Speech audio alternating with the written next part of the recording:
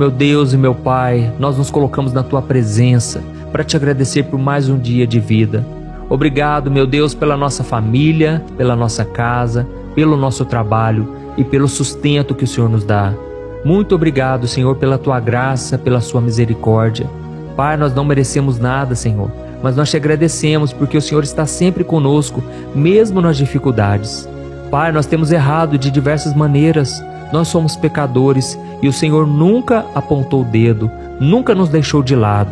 E eu Te louvo, Senhor, porque é a Tua fidelidade que tem nos levado além, que tem nos dado encorajamento para prosseguir. E é por isso que nós estamos aqui, Senhor, porque até aqui o Senhor tem nos sustentado. Eu Te agradeço pela vida deste irmão e desta irmã que tem orado comigo todo dia.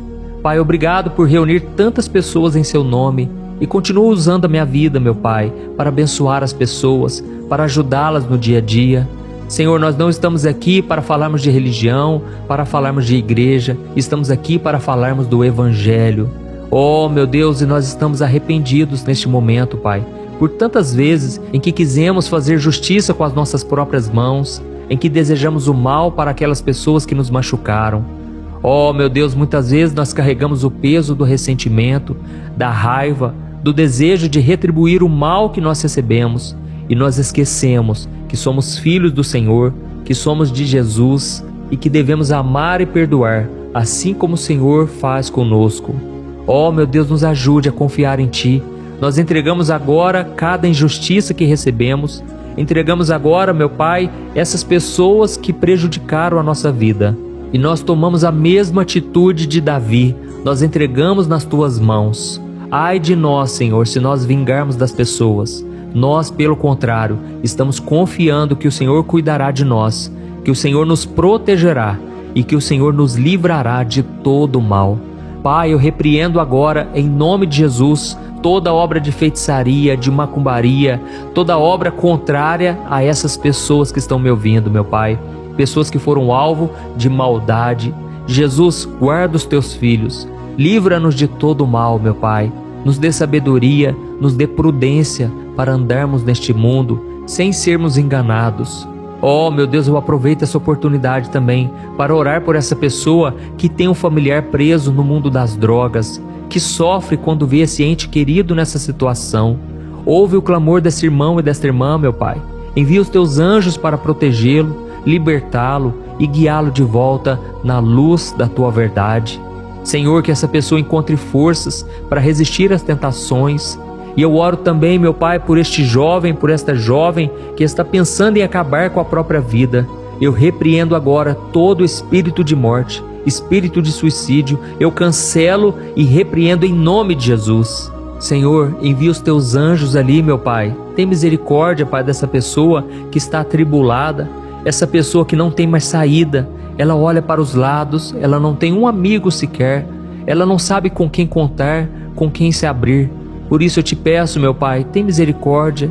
Abre, Senhor, um caminho onde não há. Acende uma luz no fim do túnel. Ó Jesus, traga, Senhor, esperança a esse casamento. Pai, esse casal que tem discutido, que tem vivido momentos tensos, de muita briga desnecessária, Pai, de muita desconfiança. Ó Jesus, tem misericórdia, Pai, dos casais que estão me ouvindo agora, Pai. Pai, houve traição em muitos desses casamentos e só o Senhor pode curar as feridas da alma. Só o Senhor pode restaurar a confiança. Ó Senhor Jesus, nos ajude, Pai, a perseverar, a não desistirmos dos nossos sonhos.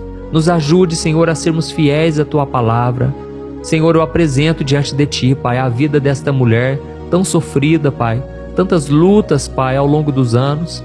Por que tanto sofrimento, meu Pai? Dá, Senhor, força, graça e sabedoria. Não deixe essa pessoa, meu Pai, desistir, olhar para trás. Não, que nós possamos prosseguir para o alvo. Jesus, abençoa também este homem, meu Pai, que tem sofrido de diversas maneiras. Mas eu oro especificamente pelas finanças. Senhor, dá sabedoria, Pai. Dá força para trabalhar. Que essa pessoa, meu Pai, saiba encontrar um caminho. Que o Senhor traga prosperidade, traga bênçãos, Pai. Abre portas, meu Pai. Em nome de Jesus, nós oramos, nós Te agradecemos, porque o Senhor é bom, o Senhor é aquele que nos guarda de todo mal. e o Senhor é capaz de fazer infinitamente mais do que tudo que pedimos ou pensamos, segundo o seu poder que opera em nós. É isso que a tua palavra nos promete, e nós tomamos posse, meu Deus, de todas as bênçãos espirituais, todas as promessas que o Senhor tem para nós. Em nome de Jesus que nós oramos e já te agradecemos. Amém. Glória a Deus. Eu quero ler com vocês um trecho da carta do apóstolo Paulo aos Romanos, que nos traz uma grande lição hoje.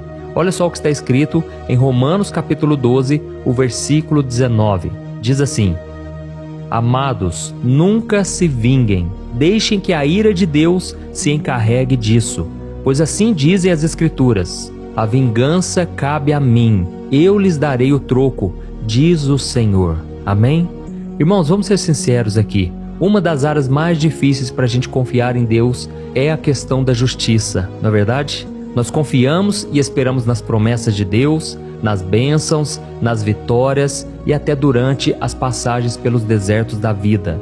Agora, quando nós percebemos uma injustiça, nós queremos ver o culpado punido o quanto antes. Nós queremos que a justiça prevaleça, principalmente se nós formos as vítimas ou então a nossa família. E eu sei que é assim que funciona porque eu também já passei por isso. Eu já senti essa necessidade de ver as pessoas pagando pelo que elas fizeram, pessoas que me magoaram, me traíram, me humilharam, zombaram de mim. Irmãos, eu já passei por uma traição terrível uma vez. Eu tenho um site aqui na internet onde eu escrevo mensagens, todas elas separadas por temas. Tem mensagem para quem está enfrentando luto, tem mensagem sobre namoro, casamento, sobre situações de crise, vários tipos de mensagens. E aí um dia, o moço que cuidava do meu site, ele simplesmente pegou para ele. Ele foi lá, registrou no cartório como se fosse dele, ele tirou do ar o meu site, sendo que milhares e milhares de pessoas estavam acessando todo dia. Irmãos, aquilo me entristeceu de uma maneira tão grande. A minha esposa chorava muito, foi muito difícil, sabe?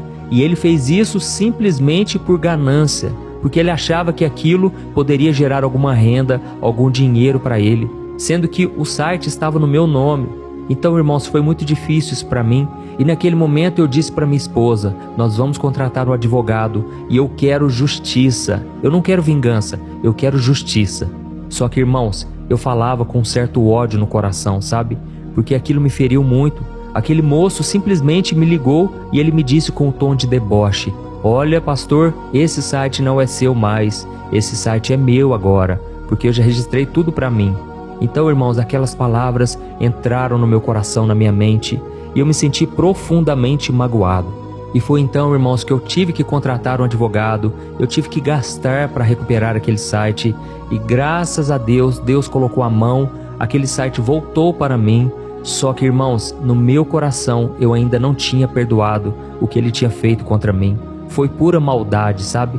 E então, poucos dias depois, eu estava orando, agradecendo a Deus porque o site tinha sido recuperado, mas naquele momento o Espírito Santo me mostrou que eu ainda não tinha perdoado. Eu estava guardando mágoa, raiva. Eu estava desejando que aquele moço sofresse tudo o que eu sofri, mas eu estava com muita raiva, irmãos, e naquele momento eu comecei a pedir perdão a Deus. Eu comecei a abençoar aquele moço. Eu comecei a pedir graça e misericórdia sobre ele. E eu comecei a orar: Deus, esse moço está cego espiritualmente, ele não sabe o que ele faz, ele está prejudicando a tua obra, meu Pai. E eu peço agora, Deus, que o Senhor livre ele das garras de Satanás. Livre ele, Senhor, das ciladas do inimigo. Pai, tira do coração dele toda a ganância, toda a avareza. Irmãos, eu comecei a abençoar ele, sabe? E o meu coração foi se limpando. Olha, foi como tirar com a mão. Deus foi arrancando do meu coração toda aquela maldade, todo aquele desejo mau que estava no meu coração. E hoje, graças a Deus, eu posso dizer: eu estou livre, eu perdoei. E se esse moço me pedir ajuda, com certeza eu irei ajudá-lo. Eu não tenho mais mágoa dele, entendeu? Então está na minha mente, eu consigo me lembrar do que passou, mas agora é só uma cicatriz, porque eu não sinto mais dor, tudo já passou. Pelo contrário, eu sinto uma compaixão, um amor por ele. Então, irmãos, o perdão é a coisa mais fundamental de todas. Não devemos nos vingar, porque como nós acabamos de ler, o próprio Deus disse: deixe comigo a vingança. Essa vingança não pertence a nós, irmãos. Deus é justo, Deus sabe o que Ele faz, Deus é perfeito, amém? Então, como está escrito em Romanos capítulo 12, deixe que a ira de Deus se encarregue disso. Irmãos, Deus é amor, mas Deus também é ira. E a Bíblia diz que ai daquele que cair nas mãos do Deus Todo-Poderoso. Eu não quero cair nas mãos dele no sentido de ser condenado. Eu quero cair nos braços dele no sentido de que eu sou salvo, eu sou amado por Deus e eu ando na sua palavra. Mas, irmãos, muitas pessoas têm se levantado contra a pregação do Evangelho, têm se levantado contra Deus, e aí com certeza elas serão castigadas. Não pensemos que Deus é bom e que Deus não vai fazer nada. Não. Quando nós olhamos para a vida do apóstolo Paulo, ele foi um perseguidor da igreja, ele matou cristãos, mas um dia Jesus se apresentou a ele e disse: Paulo, por que você está me perseguindo? E naquele momento ele caiu no chão, ele ficou cego. E então Jesus disse para ele: você foi perdoado, mas agora você irá sofrer por causa do meu nome. E Paulo realmente sofreu muitas perseguições, ele sofreu muitas lutas, muito mais do que a gente imagina. E apesar dele não estar sofrendo pelos seus pecados do passado, eu creio que Deus estava mostrando para ele ali o quanto é ruim sofrer, o quanto é ruim passar por aflições. E Deus estava trocando o coração dele, um coração duro, um coração de pedra, por um coração de carne. Então muitas vezes, irmãos, Deus deixa a gente passar sim pela disciplina do Senhor para que a gente mude o nosso coração. A Bíblia diz em Hebreus capítulo 12 que o Pai nos ama e por isso Ele nos disciplina. E essa disciplina é para o nosso bem. Mas as pessoas que não aceitam essa disciplina, as pessoas que são teimosas, desobedientes, elas sofrerão muito mais. Então, como eu estava dizendo, o nosso papel como cristão é responder a essas ofensas, aquilo que as pessoas fazem contra nós, com o perdão. E como consequência disso, o próprio Deus assume a responsabilidade de garantir que a justiça seja feita. Irmãos, Deus nos ama muito e Ele deseja defender a nossa causa, mas para isso nós precisamos confiar no seu amor, no seu poder, precisamos confiar no seu cuidado por nós. E não podemos colocar a nossa mão. E eu já cheguei à conclusão de que quando nós estamos tentando resolver na força do nosso braço, do jeito que a gente acha melhor, Deus não interfere. Mas quando nós entregamos o nosso caminho ao Senhor e confiamos nele, Ele tudo fará. Amém? Depois você lê aí na sua casa o Salmo de número 37. É um salmo maravilhoso. E lá diz que quando você entrega o seu caminho ao Senhor, Ele se encarrega de te proteger e proteger a sua reputação. Deus é aquele que nos defende, irmãos. Eu quero ler com você uma passagem que está em 2 Coríntios capítulo 5, em que o apóstolo Pedro diz que Deus não é lento em cumprir as suas promessas para nós, mas Ele é paciente, Ele é generoso para fazer a justiça da forma correta. E então ele continua dizendo o seguinte, olha o versículo 10, olha o que ele diz. Todos nós teremos de comparecer diante do tribunal de Cristo, para que cada um receba o que merecer pelo bem ou pelo mal que tiver feito neste corpo terreno. Irmãos, aqui nos mostra que quando nós conhecemos a palavra, quando nós já temos Jesus no nosso coração, nós não seremos julgados para condenação. Nós já estamos salvos, porém, agora Jesus irá nos julgar pelo bem ou mal que nós tivermos feito aqui na terra. E aí fica essa questão, o cristão não pode devolver na mesma moeda, ele tem que ser parecido com Jesus. E então, quando nós procuramos vingança, nós estamos pecando diante de Deus, porque demonstramos que somos mais sábios do que Ele e que não confiamos que o Senhor fará a coisa certa. É como se a gente se colocasse acima do Pai, como se Ele não soubesse o que nós estamos sentindo, o quanto fomos machucados e magoados. Mas é claro que Ele sabe de tudo. E a diferença é que Deus não age por impulso como nós costumamos agir. Então, meu querido, minha querida, não deseje o mal, não queira se vingar dessa pessoa que está tentando prejudicar o seu trabalho. Por mais difícil que seja, suporte essa situação em amor, entregue essa pessoa nas mãos de Deus, perdoe e descanse o seu coração. Amém? Irmãos, no capítulo 24 do livro de 1 Samuel, a Bíblia nos mostra que Saul, que era o rei de Israel daquela época, ele tinha ficado com muitos ciúmes de Davi por causa da popularidade que aquele rapaz tinha conquistado com o seu sucesso nas batalhas. E então Saul começou a olhar para Davi com ódio, com inveja, porque Davi agora era uma ameaça ao seu reinado. Só que no coração de Davi, irmãos, não tinha essa intenção. Davi não queria tomar o trono de Israel, ele queria simplesmente dar o seu melhor para Deus. E então a Bíblia diz que quando Davi voltava das batalhas, as mulheres cantavam uma musiquinha que era mais ou menos assim: Saul matou milhares, Davi matou 10 milhares. Saul matou milhares, Davi matou 10 milhares. Irmãos, aquilo irritou Saul de uma maneira que ele começou a perseguir Davi com ódio mortal. E a partir daquele dia ele não parou mais. Ele começou uma intensa batalha para acabar com a vida de Davi, porque ele pensava: o que falta para esse jovem, senão o meu trono? Esse jovem Davi logo vai querer tomar o meu lugar. Então ele começou a perseguir Davi, que teve que fugir e se escondeu em diferentes lugares de Israel. Até que um dia, irmãos, quando Saul estava retornando de uma campanha militar, ele foi fazer as suas necessidades. E coincidentemente, essa era a caverna onde Davi estava escondido com os seus soldados.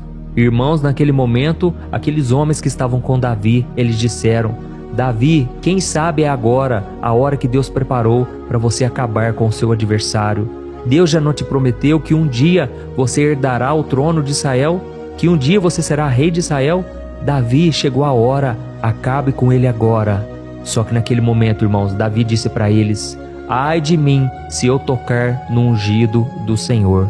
Irmãos, Davi tinha um coração obediente. Davi sabia que ele não podia se vingar, mas ele deveria deixar com Deus a ira. Ele deveria deixar que Deus o protegesse. E naquele momento, Davi simplesmente arrancou um pedaço do manto de Saul sem que ele percebesse. E quando o rei de Israel saiu daquela caverna, Davi saiu logo em seguida e ele disse: olha aqui, Saul, olha aqui o seu pedaço de manto. Você está tentando me matar, mas você está se levantando contra Deus. Saul, não faça isso, eu não quero te prejudicar. E então, irmãos, Deus tocou no coração do rei de Israel, que reconheceu que ele tinha sido injusto em perseguir Davi, e então ele o abençoou. E se nós continuarmos com a leitura do livro de Samuel, nós veremos que Saul acabou pagando caro pelos seus erros. Deus, no tempo certo, do jeito dele, cuidou para que a justiça fosse feita. Davi não precisou levantar um dedo para se vingar e acabou herdando o trono de Israel, porque Saul morreu numa batalha. Ele e o seu filho Jonatas, infelizmente, tiveram um fim trágico. E eu quis trazer essa história de Davi e Saul para te mostrar que é só quando nós confiamos na sabedoria e na soberania de Deus que nós ficaremos livres da nossa raiva e então conseguiremos perdoar os nossos inimigos. Mas se você recusar a confiar na justiça do Senhor, você vai se tornar escravo da amargura e da raiva. Irmãos, quantas pessoas hoje estão presas, estão lá nos presídios, porque não perdoaram, em vez disso, quiseram se vingar. E então elas agora estão sofrendo as consequências, e se elas não se arrependerem, elas irão para o inferno.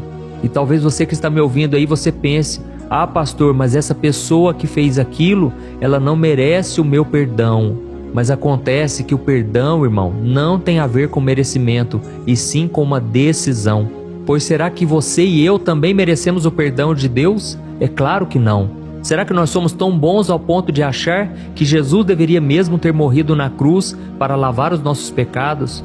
Não, irmãos, mas mesmo assim Ele fez isso por nós. Ele nos perdoou, continua nos perdoando dia após dia. Então a verdade, por mais dura que possa parecer, é que todos nós já experimentamos o perdão de Deus na nossa vida e nós devemos agora perdoar as outras pessoas. Isso é inegociável, isso é um mandamento do Senhor. E será que você precisa voltar a ser amigo de quem te machucou e quem te magoou? Também não. Você simplesmente tem que ser guiado pelo Espírito Santo. E é claro que eu já ouvi de muitos casos de pessoas que foram prejudicadas e se reconciliaram e conseguiram dar a volta por cima, mas tudo é direção do Espírito Santo. Irmãos, o mais importante é que o perdão esteja no nosso coração. Só assim a nossa ferida será cicatrizada. E eu acredito que, se nós não tivermos misericórdia dos outros, essa é uma prova de que nós nunca experimentamos a misericórdia de Deus. Porque quando você conhece o amor, a graça do Senhor, e você sabe que você não merecia isso, isso te capacita a perdoar mais fácil. Amém?